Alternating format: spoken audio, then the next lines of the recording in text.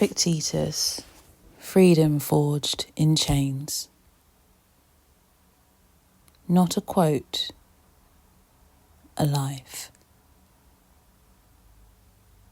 He was born with no name history would remember, no wealth, no power, no freedom.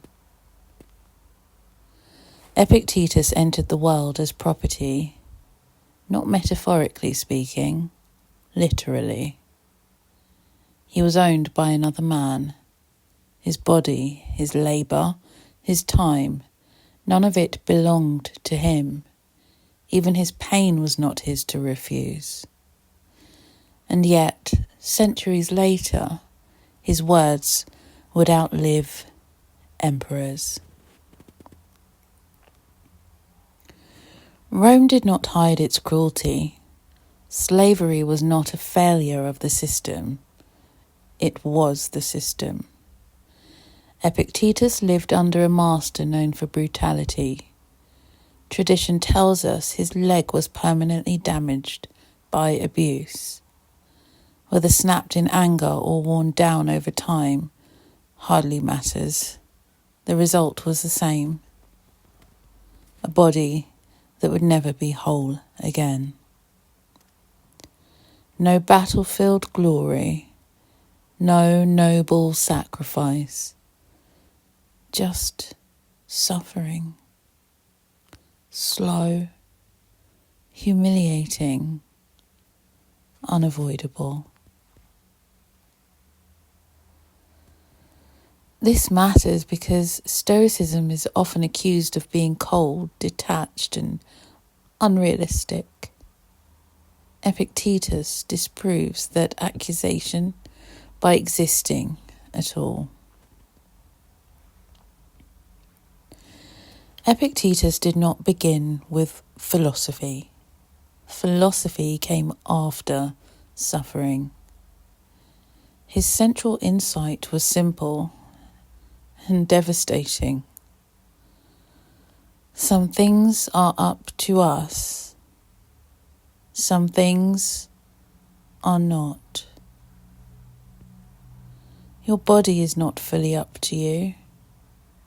Your health is not guaranteed. Your social status, your safety, your survival, never secure.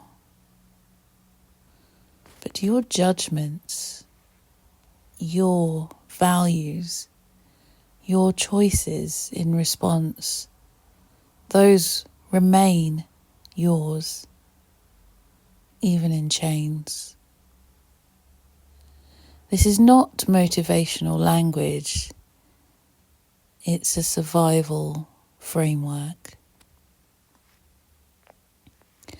Epictetus made a claim no empire could tolerate. A man can be enslaved and still be free. Not free from pain, not free from loss, but free from inner collapse. Rome could break his body. It could not force him to lie to himself. It could not make him abandon reason.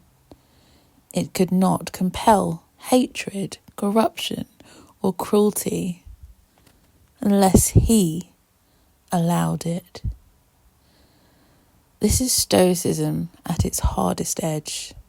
Not comfort, not optimism, discipline. This is the accusation Stoicism often faces, that it minimizes pain, it ignores grief, and that it speaks from privilege. Epictetus answers without argument. He does not deny suffering, he categorizes it. Pain is real. Loss is real. Injustice is real. But despair, the belief that suffering makes life meaningless, is optional. Not easy to remove, but possible. Epictetus did not say suffering disappears. He said it does not own you unless you hand yourself over to it.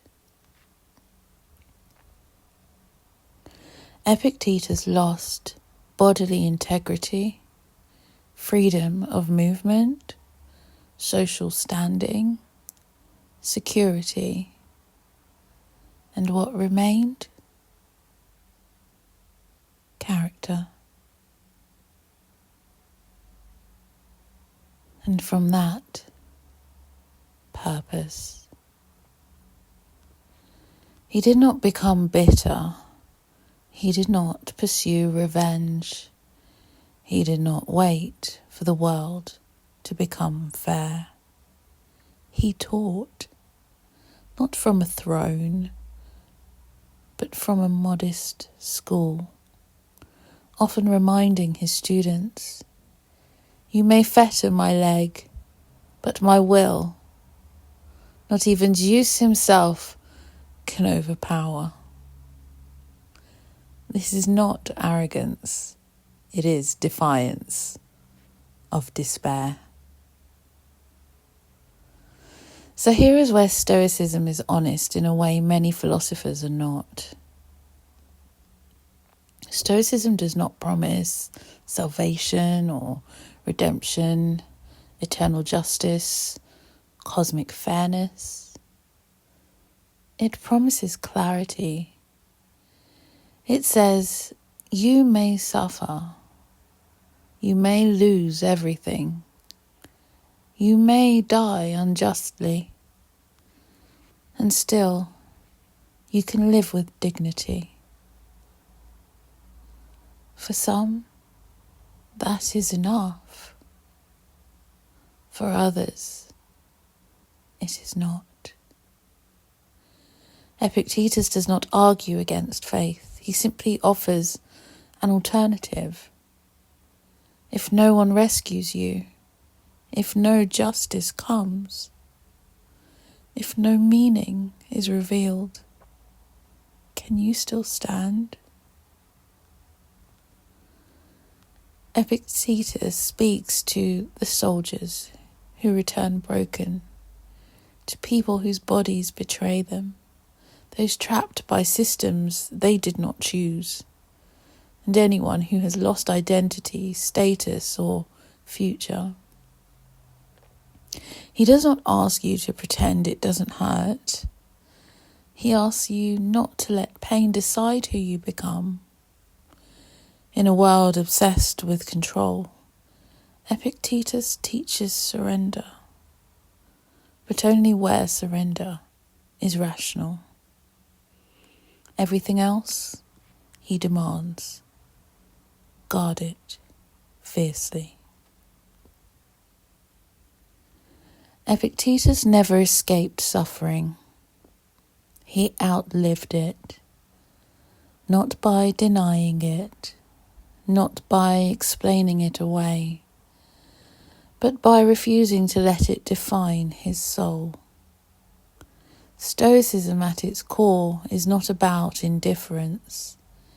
It's about integrity under pressure. And if a man born a slave, crippled by cruelty, living without safety or power, could claim inner freedom, then the question is no longer whether Stoicism understands suffering. The question is whether we are willing to face suffering without surrendering ourselves to it.